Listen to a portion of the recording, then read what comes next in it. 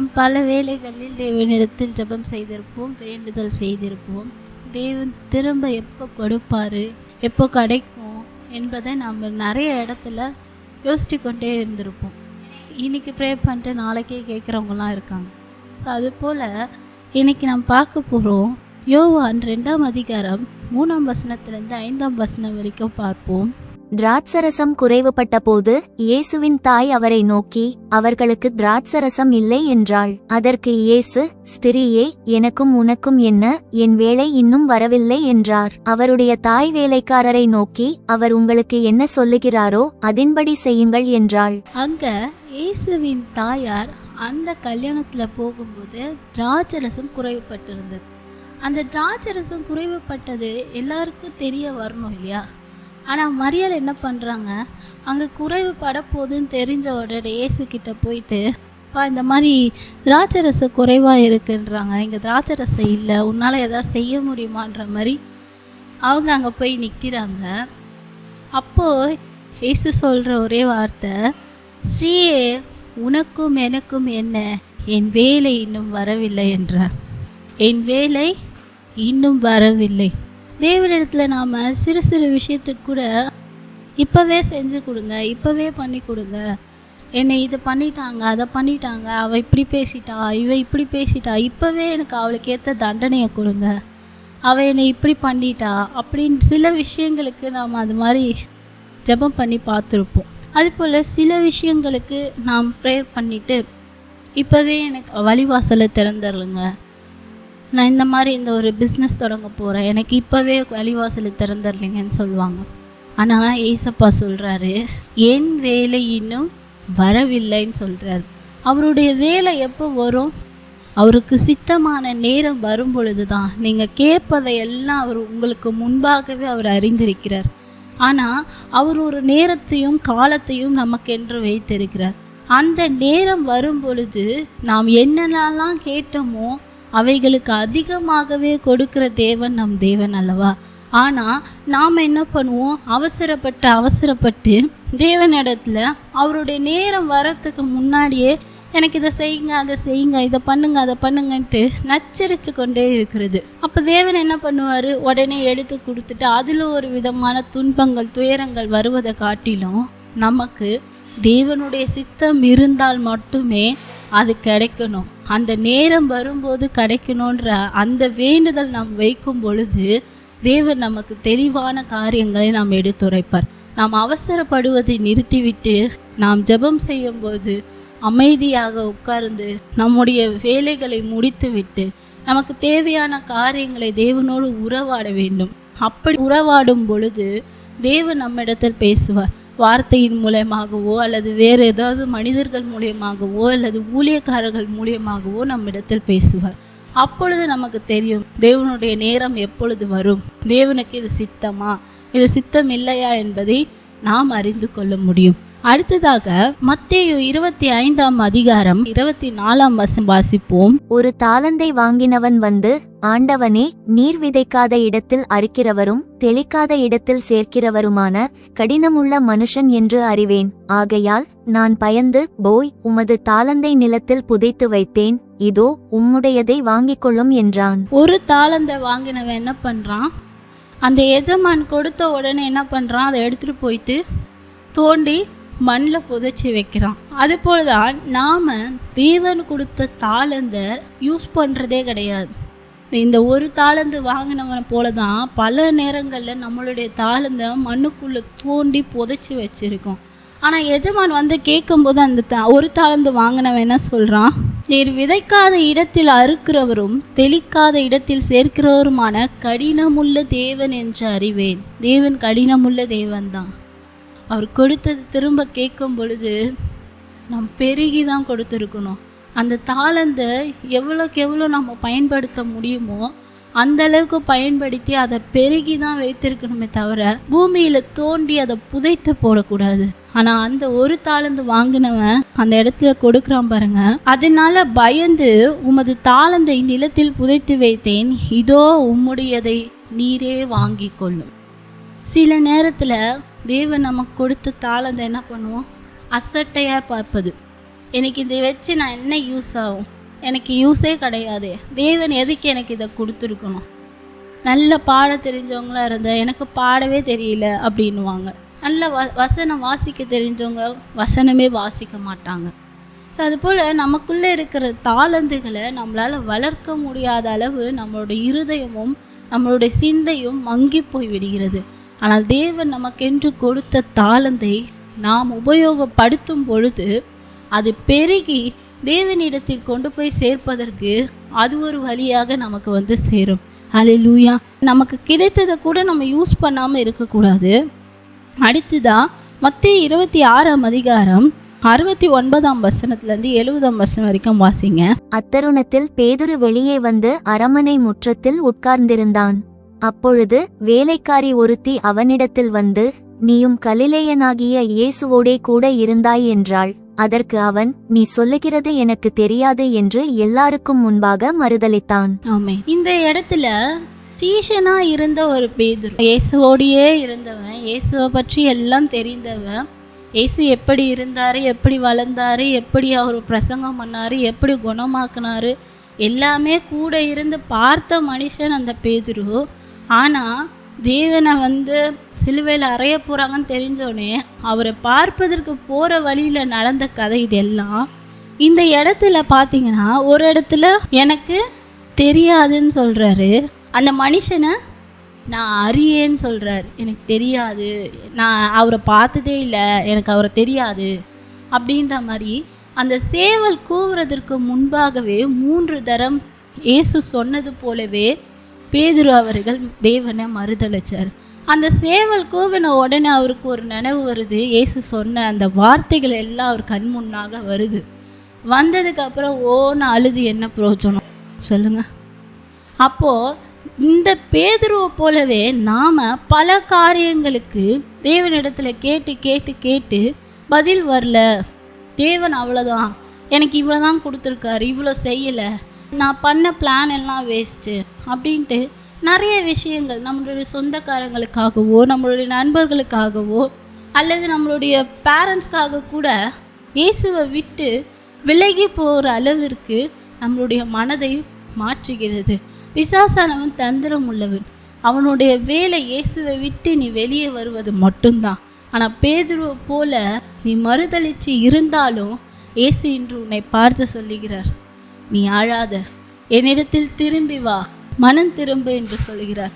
அந்த மனம் திரும்புதலோடு நீ எப்படி போனிருந்தாலும் பரவாயில்ல, இயேசுவை நீ திட்டியிருந்தாலும் பரவாயில்ல, இயேசுவை நீ கொச்சப்படுத்தியிருந்தாலும் பரவாயில்ல, ஆனால் இப்பொழுது இயேசுவே என் இருதயத்தில் வாங்கப்பா நீங்கள் ஒரு வார்த்தை கூப்பிட்டீங்கன்னா இயேசு இப்பொழுதே உங்கள் வீட்டிற்குள் வருவார், உங்கள் இருதயத்திற்குள் வருவார். அதுபோல் நாம் மறுதலிக்காமல் இருக்கணும், தாளந்தை யூஸ் பண்ணாமல் இருக்கக்கூடாது, அப்புறம் அவசரப்பட்டு காரியங்களுக்குள்ளாக நடத்தக்கூடாது. இவையெல்லாம் செய்யாமல் இருக்கணும்னா நாம் தினமும் என்ன செய்யணும்? இதெல்லாம் வாழ்க்கையில் நடக்கக்கூடிய காரியங்கள். ஏன்னா ஒரு விஷயங்களுக்கும் நம்ம பேசுவோம், நம்ம பழகுவோம், கடவுள்கிட்ட வேண்டுவோம், அது நடக்கலையா உடனே கடவுளை திட்டுறது, அதுக்கப்புறம் கடவுளை மறுதலிச்சுட்டு வெளியே போய் உட்காந்துறது, அந்த கடவுள் இல்லை இந்த கடவுள் இல்லைன்னு சொல்லி பேசுறது. ஆனால் அதுக்கு பதிலாக நாம் என்ன செய்யணும்னா மத்தேயு 26:39 சொல்லுகிறது, என் சித்தத்தின்படியல்ல உம்முடைய சித்தத்தின்படியே ஆகக்கடவது. என்ன சொல்லுகிறது? என் சித்தத்தின்படி அல்ல உம்முடைய சித்தத்தின்படி ஆக கிடையாது. இயேசுவே பிதாவை நோக்கி வேண்டிய காரியம் இது. நாம் தேவனுடைய சித்தத்தை வேண்டுதல் செய்யும் பொழுது கேட்கணும், இந்த காரியங்கள் நான் எடுத்துரைக்கிறேன், இந்த காரியங்களை நான் எடுத்து செலுத்த போகிறேன், ஃபஸ்ட்டு ஸ்டெப்பு நான் எடுத்து வைக்க போகிறேன், இதுக்கு உம்முடைய சித்தம் இருக்கா? உம்முடைய சித்தம் இருந்தால் என்னை நடத்துங்க, உம்முடைய சித்தம் இல்லைன்னா இதை இப்போதே தடுத்து நிறுத்துங்க என்று நாம் முதலாவதான காரியமாக அவருடைய சித்தத்தை வேண்டி அந்த இடத்துல நாம் ஜெபித்து கடந்து செல்ல வேண்டும். அடுத்ததாக மத்தேயு 26:40 சொல்லுகிறது, நீங்கள் 1 மணி நேரமாவது என்னுடைய கூட விழித்திருக்க கூடாதா? 1 மணி நேரமாவது ஜெபிக்க கூடாதா என்று இயேசு சீஷர்களை பார்த்து கேட்கிறார். இப்பொழுது நான் உங்களுக்கு சொல்லுகிறேன், 1 மணி நேரம் முடியலனாலும் அட்லீஸ்ட் ஒரு 10 நிமிடமாவது தேவனோடு உள்ள உறவை நீங்கள் பலப்படுத்துறதுக்கு 1000 பிரச்சனைகள் இருக்கலாம், காலையிலேருந்து இரவு வரைக்கும் ஓடிக்கிட்டே கூட இருக்கலாம். ஆனால் அந்த ஒரு 10 நிமிடங்கள் கண்களை மூடி தேவனிடத்தில் உறவாட வேண்டும். அந்த உறவாடுதல் மூலமாய் அந்த நாள் முழுவதுமாய் தேவன் நம்மோடு கூட இருந்து பெரிய காரியங்களை செய்ய வல்லவராக இருக்கிறார். அந்த 10 நிமிடங்கள் தேவனிடத்தில் வெறும் தேவனை மட்டுமே யோசிக்கணும். வேறு எந்த காரியத்திற்கும் யாரும் அந்த வீட்டிற்குள்ளே வராதபடி எந்த டைம் உங்களுக்கு கரெக்டாக இருக்கோ அதுக்கேற்றாற் போல் உட்கார்ந்து தேவனை நோக்கி பாருங்கள். அந்த 10 நிமிடம் நான் சக்ஸஸ்ஃபுல்லாக செஞ்சிட்டோன்னா அடுத்து மென்மேலும் அவரோட பாதத்தில் அமர்வதற்கு நம்ம இருதயமே ஆலோசனை சொல்லும். ஹல்லேலூயா. அடுத்ததா மத்தேயு 28:20 சொல்லுகிறது, நான் உங்களுக்கு கட்டளையிட்ட யாவையும் அவர்கள் கைக்கொள்ளும்படி அவர்களுக்கு உபதேசம் பண்ணுங்கள். இதோ உலகத்தின் முடிவு பரியந்தம் சகல நாட்களிலும் நான் உங்களுடனே கூட இருக்கிறேன் என்றார். கட்டளைகள் யாவையும் கைக்கொள்ளும்படி, தேவன் நமக்கு கொடுத்த கட்டளைகள் யாவையும் நாம் கைக்கொள்ள வேண்டும். எல்லா கட்டளைகளையும் நம்ம ஃபாலோ பண்ணிடுவோம். கொலை செய்யாதிருப்பாயாக, தாய் தகப்பனை மதிக்கணும், வேறு கடவுள் இல்லை, இதெல்லாம் முக்கால்வாசி கற்பனைகள் நம்ம ஃபாலோ பண்ணிட்டு தான் இருப்போம். ஆனால் இயேசு கிறிஸ்து சொன்ன லாஸ்ட்டாக ஒரே ஒரு சீஷர்கள் மத்தியில் சொன்னார் இல்லையா, சுவிசேஷத்தை போய் அறிவியுங்கள் என்று. அந்த கட்டளையை நாம் யாருமே ஃபாலோ பண்ணுறதில்ல. நாம் போகிற வழியிலையும் சரி, நம்ம கூட இருக்கிற ஃப்ரெண்ட்ஸுக்கும் சரி, யாருக்குமே இயேசுவை பற்றி சொல்கிறதே இல்லை. ஏன்னா நம்ம இயேசுவை பற்றி சொல்லிட்டோன்னா அவங்க நம்மளை விட்டு விலகி போயிடுவாங்களே, நம்மளை எதாவது தப்பாக நினச்சிடுவாங்களோ அப்படின்ற அந்த மைண்ட் செட் நமக்குள்ளே இருக்குது. ஸோ அப்போது அந்த சுவிசேஷத்தினுடைய அந்த கட்டளையை நாம் யாரும் ஃபாலோ பண்ணல. அப்போது தேவனுடைய கட்டளைகளை நாம் முழுசாக ஃபாலோ பண்ணியே ஆகணும். ஸோ இந்த மாதிரி விஷயங்கள் நாம் எப்படியாவது சிறு சிறு வார்த்தைகள் மூலமாவது இயேசு என்பவர் யார், இந்த புற ஜாதிகள் மத்தியில் நீங்கள் பைபிளை எடுத்துகிட்டு போய் நீ கொடுத்து நீ இதெல்லாம் வாசி, இயேசு தான் மெய்யான தெய்வம் அப்படி இப்படின்னு ரொம்ப ஆவேசமாக சொல்லணுன்னு அவசியம் இல்லை. உங்களோட ஃப்ரெண்ட்ஸ், உங்களோட கொலீக்ஸ், கூட இருக்கிறவங்கக்கிட்ட சிறு சிறு வார்த்தைகள் மூலமா அவர்களிடத்தில் இயேசுவை பகிர்ந்து கொள்ளுங்கள். பிதாவாகிய தேவனை பகிர்ந்து கொள்ளுங்கள். அவர் என்னெல்லாம் உங்கள் வாழ்க்கையில் செய்த அற்புதங்களை அவர்களிடத்தில் ஷேர் பண்ணுங்கள். அதெல்லாம் பண்ண தான் இயேசுவை பற்றி அவர்களுக்குள்ளாக அவர் மனதில் மாற்றங்கள் உண்டாகும். அப்போ தான் உங்களுடைய சுவிசேஷத்தின் கட்டளையை நீங்கள் நிறைவேற்றினதாக அர்த்தம். ஹல்லேலூயா. இதையெல்லாம் கூட நம்ம செஞ்சிடலாம் முடிஞ்ச அளவுக்கு. ஆனால் அதுலேயும் ஒரே ஒரு முக்கியமான விஷயம் ஒன்று இருக்குது. மார்க் 11:24 சொல்லுகிறது, நீங்கள் ஜெபம் பண்ணும்போது எவைகளை கேட்டுக்கொள்வீர்களோ அவைகளை பெற்றுக்கொள்வோம் என்று விசுவாசியுங்கள், அப்பொழுது அவைகள் உங்களுக்கு உண்டாகும் என்று சொல்லுகிறேன். ஆமென். எவைகளை கேட்கிறோமோ அவைகளை பெற்றுக்கொள்வோம் என்று விசுவாசியுங்கள்.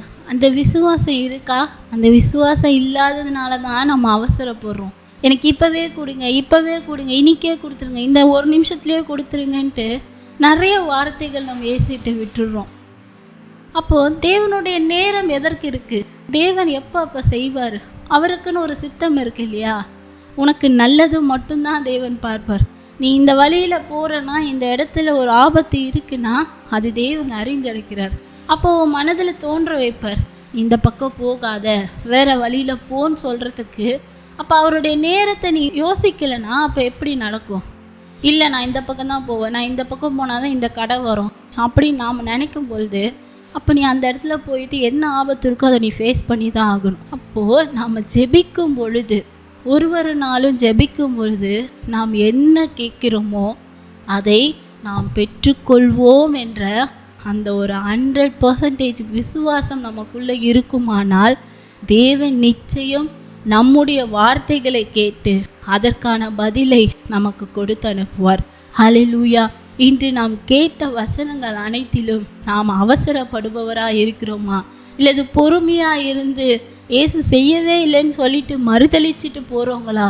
இல்லை தேவன் கொடுத்த தாளந்தை யூஸ் பண்ணாமல் எனக்கு நேரமே இல்லைன்னு சொல்கிறவங்களா இருந்தாலும் உங்களை பார்த்து இன்று தேவன் சொல்லுகிறார், இதையெல்லாம் விட்டுட்டு நீ ஜெபிக்கும் பொழுது எவைகளை கேட்கிறாயோ அவைகளை பெற்றுக்கொள்வேன் என்று விசுவாசத்துடன் தேவனிடத்தில் கேளுங்கள்.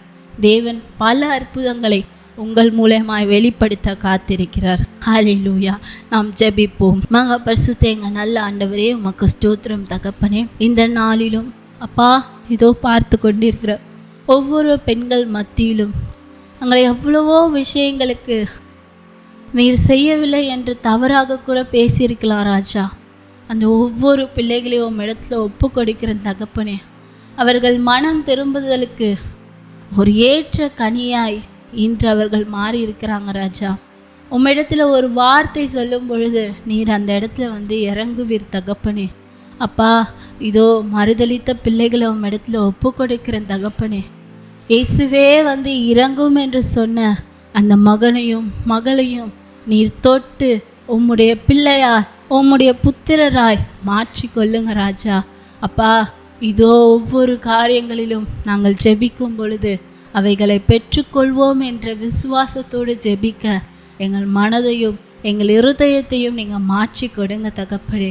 ஆவியானவரே, நீங்கள் எங்கள் கூட இருந்து காரியங்களை வாய்க்க பண்ணுங்க.